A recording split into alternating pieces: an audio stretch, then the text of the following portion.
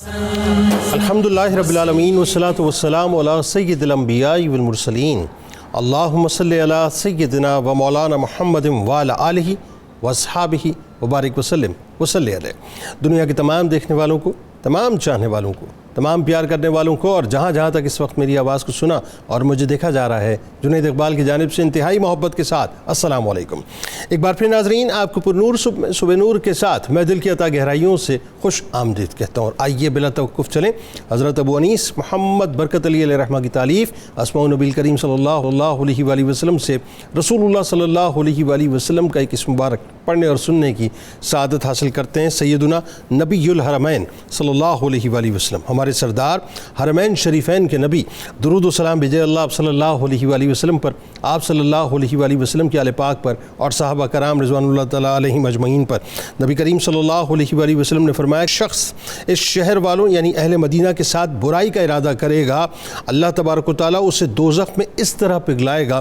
جیسے کہ نمک پانی میں گھل جاتا ہے۔ جناب جڑے رہیے ہمارے ساتھ، کیونکہ آج انشاءاللہ سورۃ الاحزاب کی آیت نمبر 9 سے لے کر 27 تک، یعنی اس کی تفصیلی نکات غزوہ احزاب کی روشنی میں انشاءاللہ ناظرین ہم ڈسکس کریں گے۔ آغاز کرتے ہیں، بسم اللہ الرحمن الرحیم۔ آئے ایمان والو، اپنے اوپر اللہ کا احسان یاد کرو، جب کفار کی فوجیں تم پر آ پہنچی تو ہم نے ان پر ہوا اور فرشتوں کے لشکروں کو بھیجا جنہیں تم نے نہیں دیکھا، اور جو کچھ تم کرتے ہو اللہ اسے خوب جانتا ہے۔ جب وہ کافر تمہارے اوپر وادی کی بالائی مشرقی جانب سے اور تمہارے نیچے وادی کی زیری مغربی جانب سے چڑھائے تھے، اور جب ہیبت سے تمہاری آنکھیں پھر گئی تھیں اور دہشت سے تمہارے دل حلقوم تک آ پہنچے تھے، اور تم خوف و امید کی کیفیت میں اللہ کی نسبت مختلف گمان کرنے لگے تھے، اس مقام پر مومنوں کی آزمائش کی گئی اور انہیں نہایت سخت جھٹکے دیے گئے، اور جب منافق لوگ اور وہ لوگ جن کے دلوں میں کمزوری عقیدہ اور شک و شبے کی بیماری تھی یہ کہنے لگے کہ ہم سے اللہ اور اس کے رسول نے صرف دھوکہ اور فریب کے لیے فتح کا وعدہ کیا تھا، اور جبکہ ان میں سے ایک گروہ کہنے لگا، اے اہل یثرب، تمہارے باحفاظت ٹھہرنے کی کوئی جگہ نہیں رہی، تم واپس گھروں کو چلے جاؤ، اور ان میں سے ایک گروہ نبی اکرم صلی اللہ علیہ وآلہ وسلم سے یہ کہتے ہوئے واپس جانے کی اجازت مانگنے لگا کہ ہمارے گھر کھلے پڑے ہیں، حالانکہ وہ کھلے نہ تھے، وہ اس بہانے سے صرف فرار چاہتے تھے، اور اگر ان پر مدینے کے اطراف و اکناف سے فوجیں داخل کر دی جاتی، پھر ان نفاق کا عقیدہ رکھنے والوں سے فتنہ کفر و شرک کا سوال کیا جاتا تو وہ اس مطالبے کو بھی پورا کر دیتے اور تھوڑے سے توقف کے سوا اس میں تاخیر نہ کرتے، اور بے شک انہوں نے اس سے پہلے اللہ سے عہد کر رکھا تھا کہ پیٹ پھیر کر نہ بھاگیں گے، اور اللہ سے کیے ہوئے عہد کی ضرور باز پرس ہوگی۔ فرما دیجئے تمہارے فرار ہرگز تمہیں کوئی نفع نہ دے گا، اور اگر تم موت یا قتل سے ڈر کر بھاگے ہو تو تم تھوڑی سی مدت کے سوا زندگی کا کوئی فائدہ نہ اٹھا سکو گے۔ فرما دیجئے کون ایسا شخص ہے جو تمہیں اللہ سے بچا سکتا ہے اگر وہ تمہیں تکلیف دینا چاہے یا تم پر رحمت کا ارادہ فرمائے، اور وہ لوگ اپنے لیے اللہ کے سوا کوئی کارساز پائیں گے اور نہ کوئی مددگار۔ بے شک اللہ تم میں سے ان لوگوں کو جانتا ہے جو رسول سے اور ان کی مائیت میں جہاد سے روکتے ہیں، اور جو اپنے بھائیوں سے کہتے ہیں کہ ہماری طرف آ جاؤ، اور یہ لوگ لڑائی میں نہیں آتے مگر بہت کم، تمہارے حق میں بخیل ہو کر ایسا کرتے ہیں، پھر جب خوف کی حالت پیش آ جائے تو آپ دیکھیں گے کہ وہ آپ کی طرف تکتے ہوں گے، اور ان کی آنکھیں اس شخص کی طرح گھومتی ہوں گی جس پر موت کی غشی طاری ہو رہی ہو، پھر جب خوف جاتا رہا ہے تو تمہیں تیز زبانوں کے ساتھ تانے دیں گے، آزردہ کریں گے، اور اس کے بعد اللہ فرماتا ہے کہ ان کا حال یہ ہے کہ مال غنیمت پر بڑے حریص ہیں، یہ لوگ حقیقت میں ایمان ہی نہیں لائے سوا سو اللہ نے ان کے اعمال ضبط کر لیے ہیں اور یہ اللہ پر آسان تھا۔ اس کے بعد اللہ تعالیٰ فرماتا ہے کہ یہ لوگ ابھی تک یہ گمان کرتے ہیں کہ کافروں کے لشکر واپس نہیں گئے، اور اگر وہ لشکر دوبارہ آ جائیں تو یہ چاہیں گے کہ کاش وہ دیہاتوں میں جا کر بادیہ نشین ہو جائیں اور تمہاری خبریں دریافت کرتے رہیں، اور اگر وہ تمہارے اندر موجود ہوں تو بھی بہت ہی کم لوگوں کے سوا وہ جنگ نہیں کریں گے۔ فی الحقیقت تمہارے لیے رسول اللہ صلی اللہ علیہ وآلہ وسلم کی ذات میں نہایت ہی حسین نمونہ حیات ہے۔ ہر اس شخص کے لیے جو اللہ سے ملنے کی اور یوم آخرت کی امید رکھتا ہے اور اللہ کا ذکر کثرت سے کرتا ہے۔ اور جب اہل ایمان نے کافروں کے لشکر دیکھے تو بول اٹھے کہ یہ ہے جس کا اللہ اور اس کے رسول نے ہم سے وعدہ فرمایا تھا، اور اللہ اور اس کے رسول صلی اللہ علیہ وآلہ وسلم نے سچ فرمایا ہے۔ سو اس منظر سے ان کے ایمان اور اطاعت گزاری میں اضافہ ہی ہوا۔ مومنوں میں سے بہت سے مردوں نے وہ بات سچ کر دکھائی جس پر انہوں نے اللہ سے عہد کیا تھا، پس ان میں سے کوئی تو شہادت پا کر اپنی نظر پوری کر چکا ہے اور ان میں سے کوئی اپنی باری کا انتظار کر رہا ہے، مگر انہوں نے اپنے عہد میں ذرا بھی تبدیلی نہیں کی۔ ناظرین کرام، یہ میں نے تقریباً کوئی 23ویں آیت تک جو ہے ترجمہ آپ کے سامنے پیش کیا ہے، اس کے بعد ظاہر تسلسل ہے 27ویں آیت تک۔ سب سے پہلے سورۃ الاحزاب کی آیت نمبر 9، 10 اور 11، جس میں ایک تو جو کفار کی جو لشکر تھا اس کی چڑھائی کے حوالے سے جو گفتگو ہوئی، اور مومنوں کی آزمائش کے حوالے سے، اور اللہ کی جو مدد کا خاص پس منظر ہے۔ آغاز فرمائیے۔ بسم اللہ الرحمن الرحیم۔ یہ ہم دیکھتے ہیں کہ نبی کریم صلی اللہ تعالیٰ علیہ وآلہ وسلم جو دین حنیف لے کر آئے تھے، کفار مکہ کی جبلت تھی کہ وہ دشمنی کرتے تو انتہا تک دشمنی کرتے، یعنی ان کا ایک پیرامیٹر تھا کہ جو دنیا میں ہمارے مقاصد کے ساتھ ہم آہنگ ہے وہی ٹھیک ہے، اس کے علاوہ اگر ہم سے کوئی اختلاف کرے گا تو اس کو ہم صفحہ ہستی سے مٹا دیں گے، چاہے وہ حق بیان کرنے والا ہی کیوں نہ ہو۔ تو یہاں پر بھی ایسا ہوا کہ جب حضور صلی اللہ تعالیٰ علیہ وآلہ وسلم کی ذات والا تبار سے انہوں نے دشمنی کی، عداوت کی،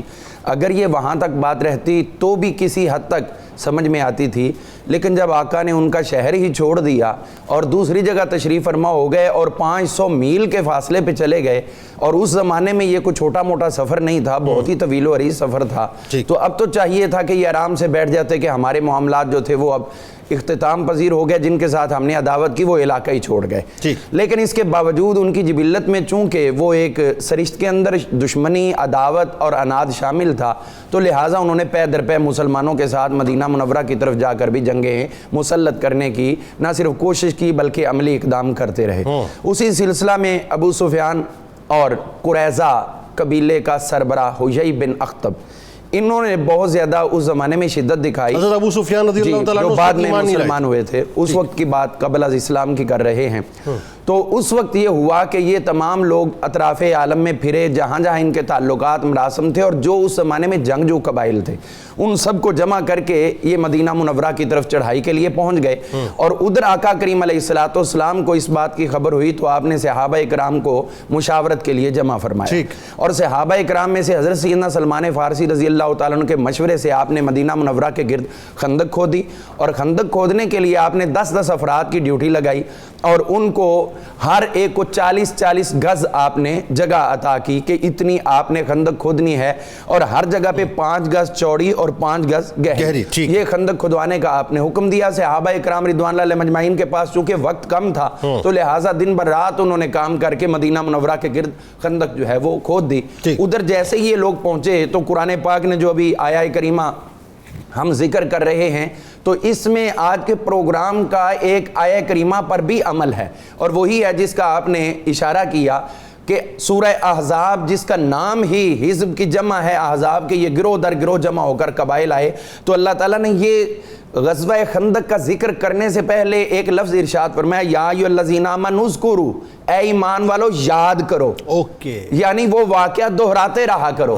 یہ آیات بینات بعد میں نازل ہوئی ہیں، واقعہ پہلے نازل ہوا ہے، تو قیامت تک حضور کے جان نثاروں کی جان نثاری کے واقعات سنتے بھی رہو اور سناتے بھی رہو۔ یعنی یہ قرآن کی تعلیم ہے، تعلیم ہے، اور آج اس تعلیم پہ ہم عمل کر رہے ہیں، آج اس تعلیم پہ عمل کر رہے ہیں۔ تو سامعین کو یہ یاد دلا رہے ہیں کہ اللہ تعالیٰ نے ارشاد فرمایا کہ اللہ کی اس وقت تم پر نعمت تھی جب تم پر اس جاءتکم جنود فارسلنا علیہم ریحا وجنودا لم تروہا، تمہارے اوپر ایسے ایسے لشکر آ پڑے کہ جن کو تم دیکھ رہے تھے، اور دوسری طرف تمہاری معاونت کے لیے وہ لشکر بھی آیا جس کو تم نہیں دیکھ رہے تھے، یعنی یہ تمام انسانی صورت میں کفار آئے، اور اللہ تعالیٰ نے تمہاری مدد کے لیے فرشتوں کی صورت میں تمہارے معاونین جو ہے وہ نازل فرمائے۔ اور آگے چل کے اللہ نے ارشاد فرمایا پورا نقشہ کھینچ کر، جب اوپر سے بھی لوگ آئے اور نیچے سے بھی۔ اب مدینہ منورہ پہنچنے کے لیے یہاں پر یہ جو مکہ کی طرف سے قبائل تھے، ان کو جمع کیا گیا تو کم و بیش 6,500 ان کی تعداد. اوکے. اور دوسرے قبائل جو بنو غطفان اور بنو اسد اور دیگر بنو قریظہ کے اور دیگر لوگ جمع تھے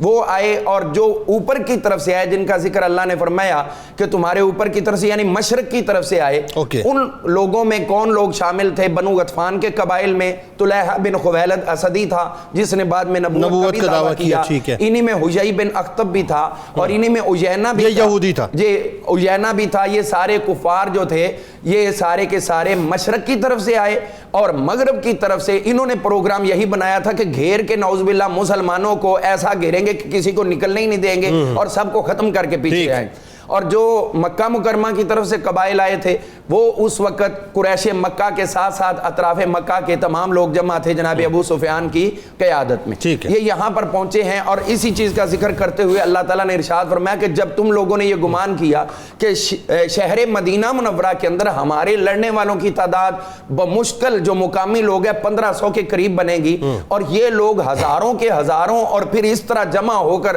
تلواروں سے مسلح ہو کر آ گئے, تو اب تو جان چھڑانی مشکل ہو جائے گی, کیسے بچ پائیں گے؟ تو اللہ نے فرمایا کہ کیفیت یہ تھی وَإِذَّاغَتِ الْأَبْصَارُ وَبَلَغَتِ الْقُلُوبُ الْحَنَاجِرَ, جب لوگوں کی نگاہیں پھٹی کی پھٹی رہ گئیں اور ان کے دل منہ کی طرف آنے لگے کہ پتہ نہیں کیا بنے گا, اس قدر شدید آزمائشیں ہونے لگیں. تو اللہ نے فرمایا هُنَالِكَ ابْتُلِيَ الْمُؤْمِنُونَ وَزُلْزِلُوا زِلْزَالًا شَدِيدًا, یہی تو تمہاری آزمائش تھی کہ میرے مصطفیٰ کے ساتھ جان نثار بن کر کون کھڑا ہوتا ہے. سبحان اللہ. تو یہاں پر ہم دیکھتے ہیں حضور علیہ الصلوۃ والسلام نے جب یہ پورا معاملہ ہوا عروج پر, تو اس کو جناب ابو سفیان جو اس وقت تک مسلمان نہیں ہوئے تھے انہوں نے ایک خط لکھا اور خط کے اندر للکار لکھی. اور یہاں پر ہم لوگوں کو یہ سمجھنا چاہیے لیڈر کتنا اپنے اس آزمائش کے وقت مضبوطی کے ساتھ اپنے قواں پر مضبوطی کر کے اپنے حواس پر قابو رکھ کے موجود رہے اور ان کے ساتھی بھی موجود رہے تو کامیابیاں تمہارا مقدر بنتی ہیں. انہوں نے حضور علیہ السلام کو یہ بات, میں آخری بات عرض کروں گا, یہ بات کہی کہ ہم آئے تھے لڑنے اور آپ نے کیا کیا, درمیان میں خندق حائل کر دی. تو ان کو یہ نہیں پتا کہ جنگ کے اندر تو ہر قسم کی چال ہوتی ہے, تو تمہاری وہ چال تھی قبائل جمع کرنا, اور مسلمانوں کا دفاع یہ تھا کہ انہوں نے خندق کھود دی. اور یہاں پر ان کی خط و کتابت جو حضور سے ہوئی انشاءاللہ اگلی ٹرم میں. بالکل, یعنی ابتدائی آیات میں اللہ تعالیٰ نے وہ تمام تر نقشہ جو ان کی طاقت کا تھا, مومنوں کی آزمائش کا, اور اپنی طرف سے جو بھیجی گئی مدد تھا اس کا نقشہ اللہ تعالیٰ نے بیان کر دیا ان 3 آیات میں.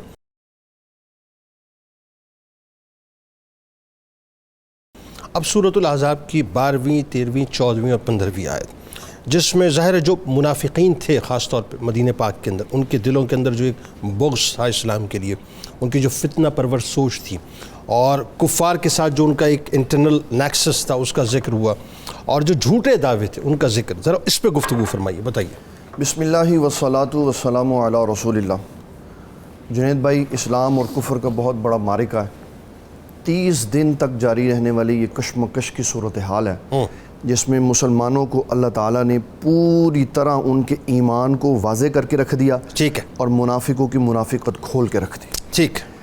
اس آیت کا شان نزول اور اس کے بیک میں جو واقع ہے وہ یہ کہ نبی صلی اللہ تعالیٰ علیہ وسلم نے جب خندق کھودنے کا حکم ارشاد فرمایا اور خود بھی دن رات ساتھ شامل رہے, اللہ, اور حدیث شریف میں آتا ہے کہ آپ نے اتنی مٹی اٹھائی کہ آپ کے جسم مبارک کی جو سفیدی تھی وہ مٹی کے نیچے چلی گئی, اور جسم پر مٹی نظر آ رہی تھی. اللہ. اب کیفیت یہ تھی کہ ایک پتھر ایسا آیا جو ٹوٹ نہیں رہا تھا, تو نبی صلی اللہ تعالیٰ علیہ وسلم نے خود کدال اٹھا کر اس کے 9 ٹکڑے فرمائے, 3 دفعہ اس کے اوپر وہ کدال ماری,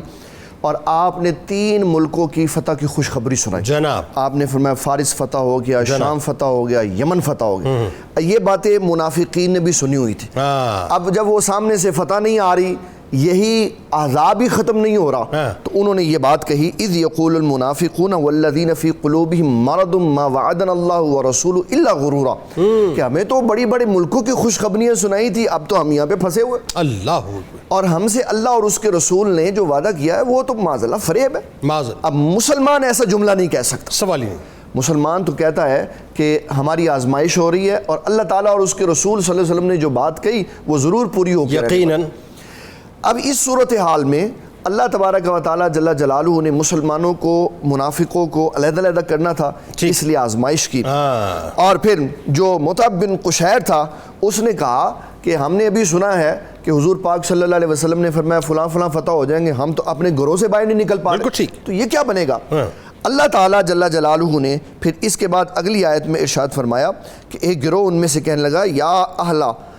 یثرب لا مقام لکم فرجعوا، اے اہل یثرب تمہارے لیے یہاں رہنے کی کوئی جگہ نہیں، واپس پلٹو۔ اور انہوں نے نبی صلی اللہ علیہ وسلم کی بارگاہ میں جو عذر پیش کیا اللہ نے اس کو بھی بیان کیا، ان بیوتنا عورہ، کہ ہمارے گھر جو ہیں وہ کھلے ہیں، اب ہم ان کی حفاظت کے لیے جانا چاہتے ہیں۔ اور اللہ تعالیٰ جل جلالہ نے پھر منافقین کی اس منافقت کو اور کھول کر بیان کیا اور فرمایا اگر کبھی ایسا ہو کہ لشکر سارے مدینۃ المنورہ میں آ جائیں اور وہ ان سے کہیں منافقوں سے کہ اسلام چھوڑ کے کفر پر چلے جاؤ تو ہم تمہاری جان چھوڑ دیں گے، تو یہ کافر ہو جائیں سارے، اس قدر یہ اندر سے کوڑے اور بغض اور کینے سے بھرے ہوئے ہیں۔ اللہ تبارک و تعالیٰ جل جلالہ نے یہاں ان کو جس لفظ سے یاد کیا نا وہ ہے یا اہل یثرب علام، اے اہل یثرب، اے فساد اور فتنہ کے لوگوں۔ مومنوں کو کبھی اللہ نے نہیں کہا، اور اس پہ ہمارے ائمہ اکرام نے پوری گفتگو کی کہ یاد رکھنا یہ یثرب تب تھا جب حضور صلی اللہ علیہ وسلم تشریف فرما نہیں تھے، جب آپ نے قدم رکھ دیا تو وہ مدینہ طیبہ ہو گیا، مدینہ منورہ ہو گیا، بالکل پاک سرزمین ہو گئی۔ اور نبی صلی اللہ علیہ وسلم نے فرمایا کہ میں نے اس زمین کے لیے دعا کی، اللہ نے اس کے اندر سے بیماری اور سب کچھ نکالا۔ بالکل ٹھیک۔ اب جس نے یہ کہا کہ یہ یثرب ہے، ہمارے علماء کرام نے کہا اس کے اوپر توبہ لازم ہے، واجب ہے کہ اس نے اس نام کو لیا جو اللہ نے منسوخ کر دیا ہوا۔ پھر منافقین کے لیے اللہ تبارک و تعالی جل جلالہ نے جو بات ارشاد فرمائی آیت نمبر 15 کے اندر کہ یہ تو وہاں سے عہد کر کے آئے تھے کہ ہم اے حبیب صلی اللہ علیہ وسلم آپ کے ساتھ پہرا دیں، اب پہرا کیوں نہیں دیا انہوں نے، عہد پورا کیوں نہیں کیا؟ اس لیے سخت سردی کا غزوہ، بھوک کی شدت، اور نبی صلی اللہ علیہ وسلم کا صحابہ کے ساتھ ایک جیسا رویہ رکھنا کہ اگر کسی کو دن میں آدھی کھجور کھانے کو ملی ہے نا تو نبی صلی اللہ علیہ وسلم نے بغیر آدھی کھجور کھائے وقت گزارا، اور اگر کسی نے پیٹ پہ ایک پتھر باندھا ہے نا تو نبی صلی اللہ علیہ وسلم نے 2 پتھر باندھے۔ اس لیے منافق اس کیفیت کا کبھی بھی حامل نہیں تھا، وہ کبھی بھی اس کیفیت سے گزر نہیں سکتا تھا، وہ کبھی بھی اس طرح کی جو ماحول ہے اس کو اس نے دیکھا نہیں تھا، وہ تو عیش پسند لوگ تھے،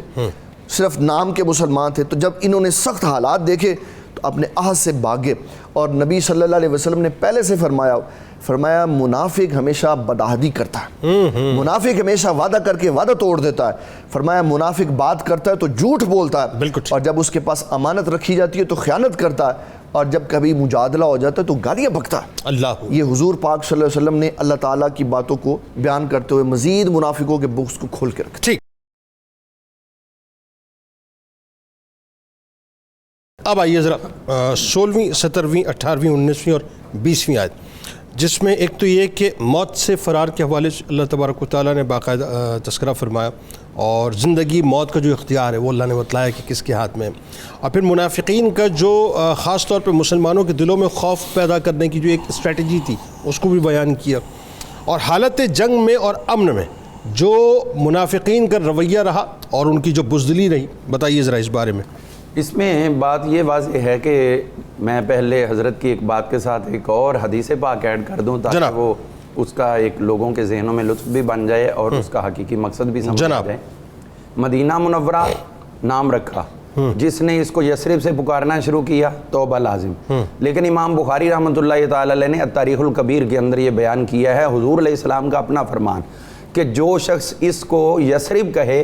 اس پر لازم ہے کہ وہ 10 مرتبہ مدینہ مدینہ مدینہ مدینہ، سبحان اللہ، کیا اچھا ہے، یہ اس کا کفارہ ہے، کیا اچھا ہے۔ تو اب اس بات کو دیکھتے ہیں، اللہ تعالیٰ نے اس کو یثرب اپنی زبان سے نہیں کہا بلکہ ان منافقین کا قول دہرایا ہے، ٹھیک ہے، کہ وہ کہہ رہے تھے یا اہل یثرب۔ اب یہاں سے بتا دیا ان کا یہ جملہ ہی کہ یہ دل میں حضور سے محبت نہیں رکھتے، اگر محبت رکھتے ہوتے تو کبھی بھی اہل یثرب نہ بولتے، اہل یثرب نہ، بلکہ اس کو اس وقت کہا جاتا اے مدینہ منورہ کے رہنے والوں، تو پھر پتہ چلتا کہ یہ واقعی محبت ہے، ورنہ ان کی دل کی عداوت کی عکاسی کر دی۔ ہم دیکھتے ہیں کہ جب انہوں نے لوگوں کو اپنے دام تصویر میں پھنسانے کی کوشش کی کہ ان لوگوں کو ہم حضور سے دور کر دیں اور یہ گھروں میں بیٹھ جائیں گے تو کفار آئیں گے، آسانی سے اپنا ٹارگٹ پورا کر لیں گے، تو یہ اس کے بعد بھی تاریخ اسلام میں جنگوں میں کئی مرتبہ ایسا ہوا ہے۔ جب آپ دیکھیے ٹیپو سلطان کا دور تھا تو اس میں بھی اس وقت ایسا کیا گیا کہ فوجیوں کو وہاں سے ہٹا دیا گیا محاذ سے تنخواہوں تقسیم کرنے کے نام پر، اور اس سے پیچھے بھی ہم تاریخ پڑھتے جائیں تو ایسا ہی ہوتا ہے کہ جو غدار ہوتے ہیں وہ عین حالت جنگ کے اندر کوئی نہ کوئی اور معاملہ شروع کر دیتے ہیں تاکہ یہ لوگ جو فیس کرنے والے وہاں سے ہٹ جائیں اور دشمن اپنے مقاصد میں کامیاب ہو جائے۔ اور اللہ تعالیٰ نے بطور خاص اس بات کو ذکر کر کے آنے والی امت کی قیامت تک کے لیے رہنمائی کر دی کہ جب محاذ کا ٹائم ہو تو پھر میدان سے پیچھے نہیں ہٹنا۔ درست انہوں نے بہانے کیے انتہائی غیر معقول بہانے، جی گھر کھلے ہوئے ہیں، یہ بھائی اگر تم حضور کے ساتھ ہو دشمن کامیاب ہو جائے تو پھر تمہارے گھر رہیں گے کہاں؟ بالکل ایسا، تم پہلے ابھی سے فکر کر رہے ہو، آنے والے وقت کی فکر کرو۔ اللہ تعالیٰ نے فرمایا کہ یہ جو تم کہتے ہو قُل لَن يَنفَعَكُمُ الْفِرَارُ إِن فَرَرْتُم مِّنَ الْمَوْتِ أَوِ الْقَتْلِ وَإِذًا لَّا تُمَتَّعُونَ إِلَّا قَلِيلًا، کہ یہ لوگ کہتے ہیں کہ فرار ہو جائیں گے، تو فرما دیجئے ان کو کہ تمہارا موت سے بھاگنا کبھی بھی تمہارے لیے ہرگز نفع مند نہیں ہو سکتا۔ تم موت سے بھاگو، قتل ہونے سے ڈرو تو بھی تمہیں دنیا کی زندگی چند لمحات تو لطف مل سکتا ہے، لیکن جب موت آئے گی تو من ذا الذی یعصمک من اللہ ان اراد بکم سوء،